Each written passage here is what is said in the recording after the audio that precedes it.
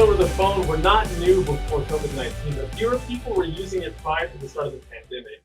Where are we at with telehealth use, and do you see it continuing to increase after this? Well, as you said, it's not new, but we have seen it increase. In fact, through June, we've seen it increase about tenfold.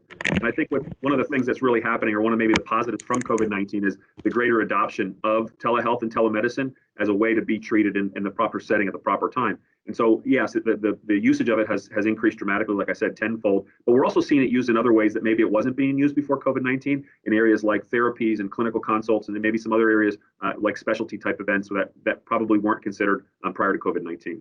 So what other opportunities for home-based care might emerge from this pandemic? There's a lot emerging. I mean, what studies have shown is that most people prefer to receive care at home if possible. So if you think of things like infusion, rather than folks having to go to an infusion facility, they can actually get infusion at home administered by a nurse. It can also be used for remote monitoring, for things like congestive heart failure and diabetes, because the technology exists, and a patient, rather than having to go to a brick and mortar building to receive treatment, can receive treatment at home through the technologies that are provided to the patient, and also being able to be seen by their provider. So this has really kind of opened up doors to other thoughts of how we can leverage the technology in order to give people the treatment that they want, the appropriate level of treatment, but maybe in a more comfortable setting.